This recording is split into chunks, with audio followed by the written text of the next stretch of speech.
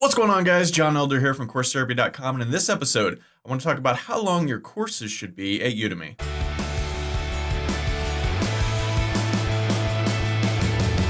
All right, welcome to the Daily Udemy Income Report, the show where I talk about making money on Udemy, walk you through what's working for me, and show you how to do the same thing. My name is John Elder from CourseTherapy.com, and today is Tuesday, April 30th, end of the month, 2019.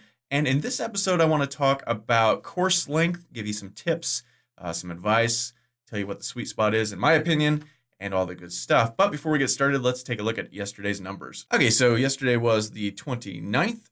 We had 13 courses sell for $56.55, came to $4.35 a course.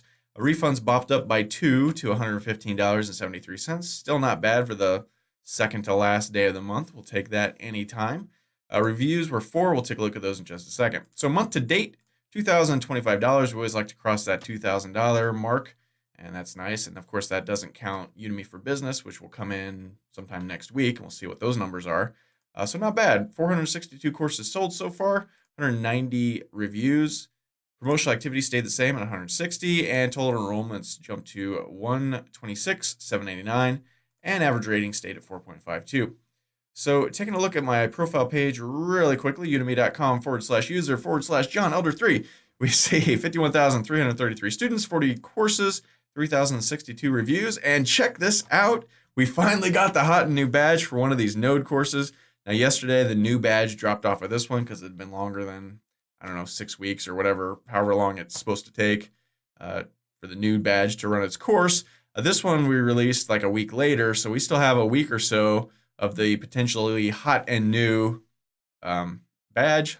Very exciting, very fun. This one is still knocking around just the new badge. We got 4.2 reviews. We need a couple of more really good ones, 5 stars to edge that up a bit.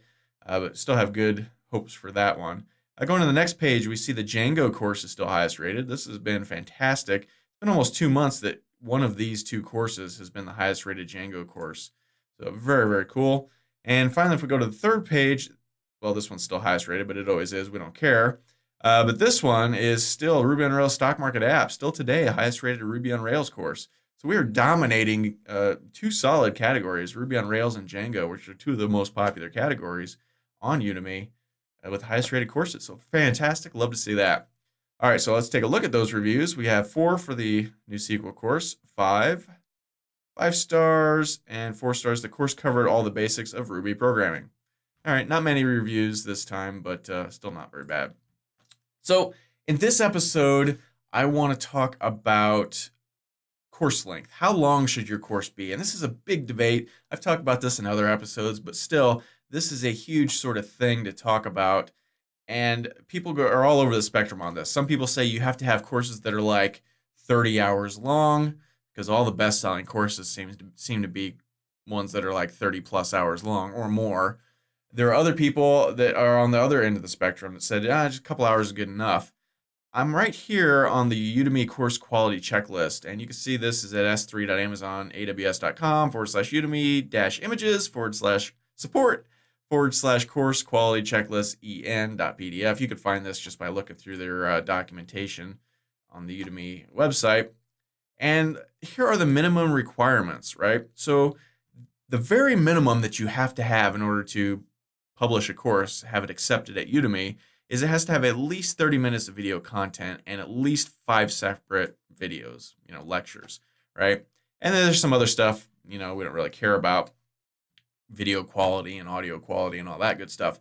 The thing I want to talk about is the length here. 30 minutes is the bare minimum. And yes, you can absolutely do a 30-minute course. I never have. I don't think I have the cojones to do that because people expect more than just 30 minutes when they pay their $9 or their $14 or whatever. Now, an exception to that would be a free course.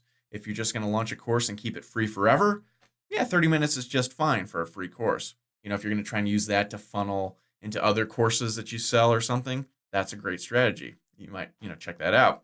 But for real courses, actual courses, 2 hours is really the cutoff. Now, sometimes I'll do an hour and a half if it just turns out to be an hour and a half. But generally, my courses are about 2 hours long. Now, I have some courses that are 4 hours long. I have some courses that are 3 hours long. I have a couple courses that are 5, I think. And there is no distinction in sales between those. So it's not like the 5-hour course makes me more money. It doesn't. There is really, in my mind, just no distinction between, 2 hours, 3 hours, 4 hours, hour and a half. It's all pretty much the same, I think, in the eyes of the students. So people aren't buying courses based on the length unless they're specifically looking for like that 6 hour or that 30-hour course, right? A lot of the best selling courses are, like I said, 30 hours, 50 hours, 60 hours long. But I mean, a 50-hour course, that's what? 25 2-hour courses, right? Are you going to make more money selling that one 50-hour course or 25 2-hour courses? Is that math right? No. 10 courses at 2 hours would be 20 hours. Yeah, so maybe, 25.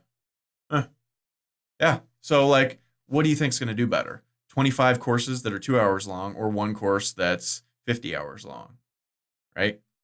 You're going to make more money with the 25 courses.